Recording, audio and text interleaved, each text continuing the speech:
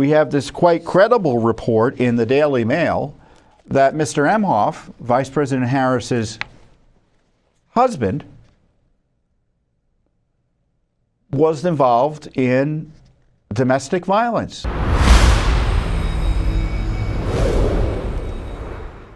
We've been lectured the last few weeks about how masculinity is being redefined by the partisan left. I mean, look at this. I had a reaction to this video of, was it the CNN anchors talking about too much testosterone?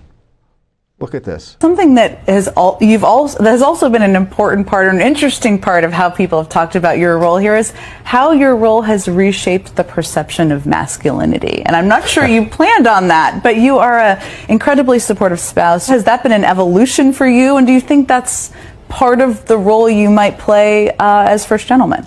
It's funny. I've started to think a lot about this. I've always been like this. My dad was like this.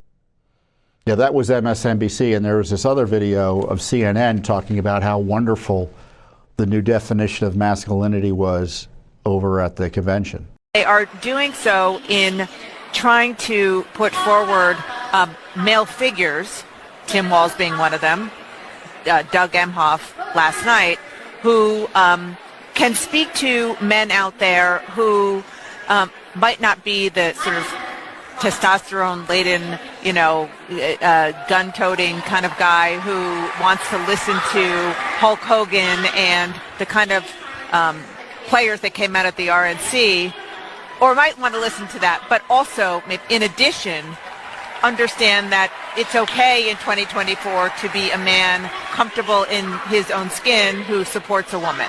And that's something that they really are trying to work on with male voters beyond the base. So Mr. Emhoff is the epitome of the new masculinity.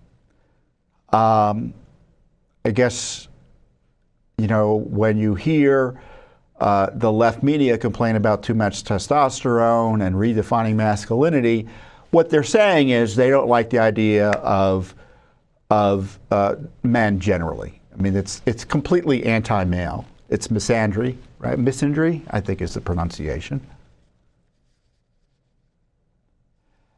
And the irony is that the new masculinity evidently entails hitting women. We have this quite credible report in the Daily Mail that Mr. Emhoff, Vice President Harris's husband, was involved in domestic violence. Here's the clip I had reacting initially to it. Well, I guess, once again, I don't fit into the new definition of masculinity being put out there by the left using Doug Emhoff as a model. Vice President Harris's husband, Emhoff, has been credibly accused with assaulting his then girlfriend for flirting with another man. Man, I wonder if they're going to use the same standards they harassed Trump with to target Doug Emhoff. But you know how that goes with the left. Outrageous. So, you'll see, we'll show you the Daily Mail story that is shocking America. It leads the second gentleman, Doug Emhoff, a 59, allegedly struck a woman in the face so hard she spun around while waiting in a valet line at night after a May 2012 Cannes Film Festival event in France. She told three friends contemporaneously at the time. One of Jane's friends, who's the Jane meaning Jane Doe, her name is not being disclosed. A top New York businessman, one of the friends, I think the woman who was hit was a lawyer, allegedly, said she was at home getting ready for bed that night when she got an unexpected call from her. It was hard to hear her because she was sobbing. She told me she was with a guy and he hit her. It was very clear she was telling me what she was telling me. She said she was with a guy, her date. She was at the Cannes Film Festival and he hit her. She was in the car with the guy at the time. I didn't know what to do. I didn't know whether to call the French police. I couldn't get a hold of her after calling her back. He said he still has a vivid memory of the troubling conversation from 12 years ago. So where's the media been on this? Well, it's virtually silence. It's virtually silent.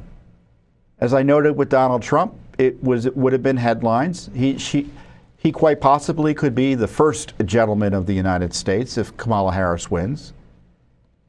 He could be subject to civil liability. Remember, up in New York, they changed the law specifically to allow Trump to be to be sued outside the typical statute of limitations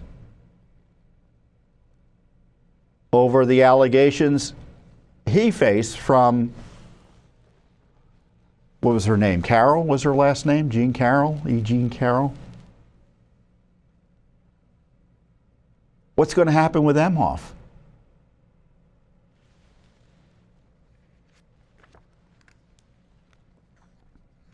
But it highlights the double standards. I don't know if he actually did this or not. I mean, it's credible enough. It's a credible enough report.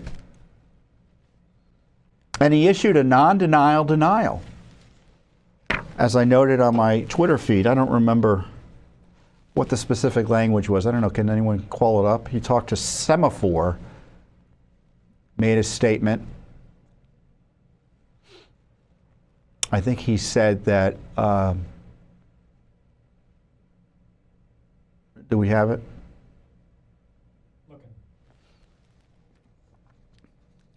So I raise this not because it's the #1 issue in America, but the question is, what are the standards that the media has, that our law enforcement community has when it comes to assault and battery? And here we have, remember, Joe Biden was credibly accused. Media didn't care. Doug Emhoff, credibly accused. Media doesn't care. And of course, Trump, he'll probably be impeached 3 more times about things like this if the left gets their way.